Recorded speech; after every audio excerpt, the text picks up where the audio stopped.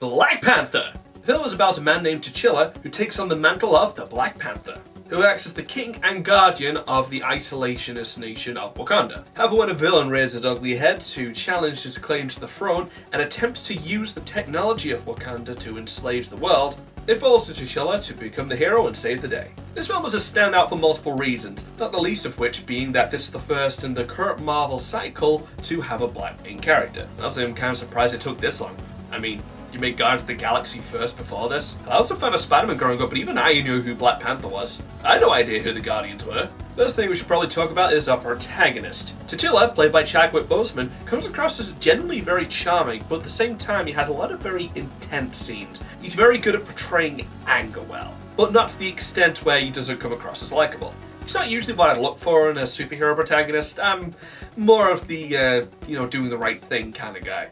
Is why I'm drawn to characters like Spider-Man, Captain America. But it's also really something that I feel works in this film's favour.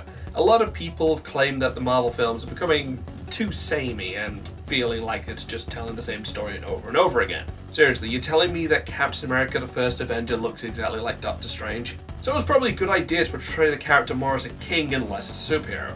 And if we're judging him from that regard, I gotta say he comes across as fantastic. I'm currently working on a list of my favourite Marvel heroes in the current MCU, but I don't want to make the full list until Captain Marvel comes out, so I can include her in the Wasp. But if you're curious, Black Panther currently comes in at number 10, just above Scarlet Witch and just below Black Widow. But a main character's nothing if he doesn't have good side characters to play up, and this has got some great ones.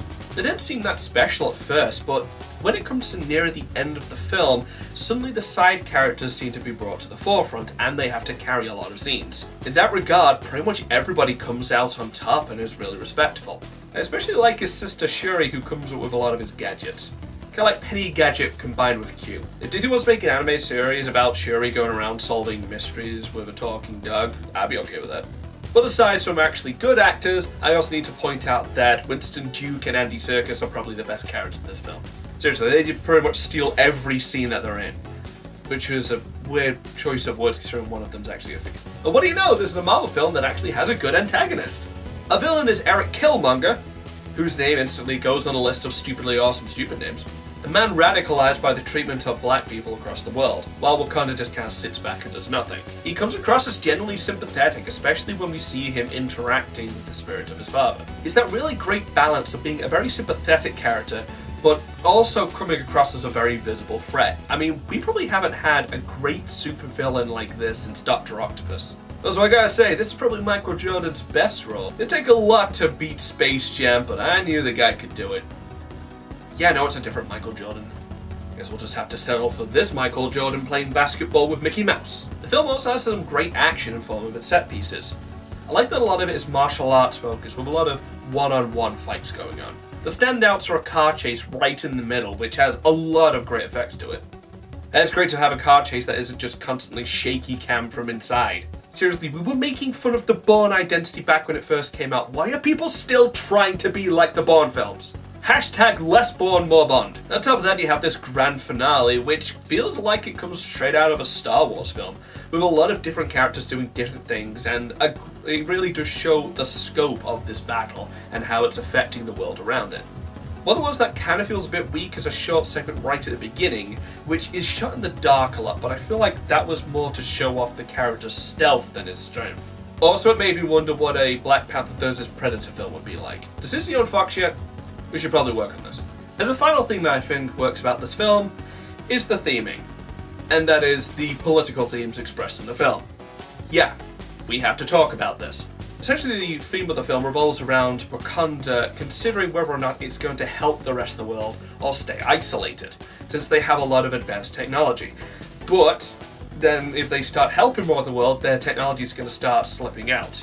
It's a great moral dilemma that feels right out of a Game of Thrones episode, except I actually care about the characters. And in a sense, it is an extension of Spider-Man's own philosophy, the idea that with great power comes great responsibility. And it does explore the fact that there are downsides to both sides of the argument, but there's also a lot of arguments for them as well. It takes these core superhero elements and expands them onto the scale of an entire country, in something that we haven't really seen before. It's always been about a character's own personal philosophies and how they affect the world, whereas this has been more about a country and how that affects the world. In most films like this, it kind of feels like these ideas would drown the hero out and push them to the background so that the world can take more of a leading role in the film, as it were.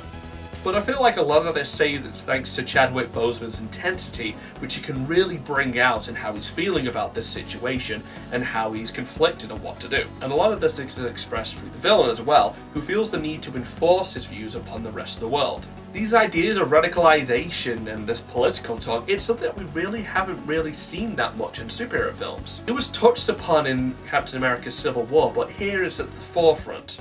Now, as you could tell from my skin, I'm not really the best person to talk about how much this has an impact on black communities and black cinema. But as a fan of film in general, I can tell you that this is a huge step forward for the action genre. Few films are willing to talk about these ideas and actually explore them outside of drama films, and even then it's usually around award season. But here we have an action film, and on top of that, one that is also marketed towards kids, exploring these ideas. It's that willingness to treat the audience like adults that made shows like Batman the Animated Series so great. That you can appeal to children and at the same time have these adult conversations.